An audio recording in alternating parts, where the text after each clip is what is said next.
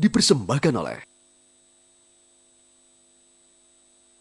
didukung oleh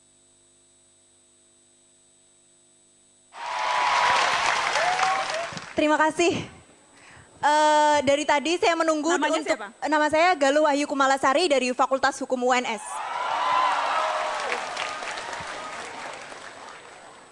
Pak Anies, saya mau bertanya Pak, apakah Bapak benar-benar yakin ingin mengikuti konvensi untuk calon presiden dan benar-benar ingin menjadi presiden? Padahal selama ini jejak rekam Bapak sebagai seorang akademisi, saya melihat sangat luar biasa sekali dan saya sangat salut begitu.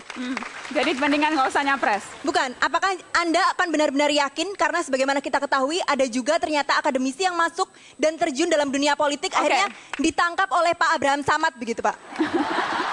Oke. Jangan sampai Anda jadi yang berikutnya begitu. Ya. Untuk Pak JK, ketika saya melihat wajah Pak JK itu rasanya hati saya teduh sekali Pak. Ini gadis Solo jago gombal ya.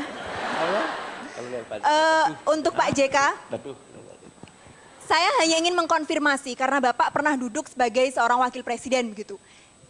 Dari beberapa yang saya dengar bahwa ada deal-deal politik dalam pencalonan seorang presiden. Misalnya, seorang presiden itu kenapa dia tidak bisa tegas? Karena dalam pencalonannya ternyata dia didukung oleh perusahaan-perusahaan begitu. Sehingga seringkali perundang-undangan kita, kebijakan-kebijakan mereka itu seringkali sangat mendukung kepentingan dari perusahaan. Oke. Pak JK, boleh tolong ditanggapi Pak? Ya, saya tidak bisa mewakili calon presiden lain atau wapres lain. Saya cuma bisa mewakili diri saya sendiri. Bahwa sama sekali tidak ada deal-deal pada waktu saya dicalonkan dan menjadi wakil presiden. Termasuk waktu calon presiden yang kalah juga tidak ada deal-nya. Tapi Jadi, apakah itu praktek yang biasa? Ya biasanya tentu ada dealnya kepada konstituen. Artinya kalau kita kepada masyarakat janji, oke, sama dengan bupati atau wali kota kalau mau janji maka kita kasih pendidikan gratis atau kesehatan gratis. Sama dengan presiden janji bahwa kalau jadi terpilih akan membuat perumahan yang banyak atau infrastruktur yang banyak. Tapi dealnya kepada pengusaha-pengusaha saya kira enggak. Tidak ada deal-deal itu? Tidak ada deal itu. Mungkin saja kalau ingin agar usaha lancar, janji untuk usaha lancar ya bisa terjadi. Kalau terpilih saya akan lebih bersahabat, lebih dekat untuk mengajukan usaha tentu pasti. Itu ada, tapi deal itu tidak berarti semua negatif.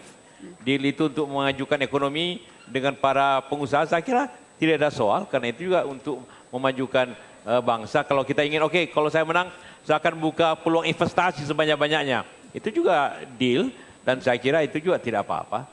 Untuk selama tidak ada deal pribadi atau yang merugikan negara, saya kira tidak ada soal. Boleh tepuk tangan Pak Yusuf Kala.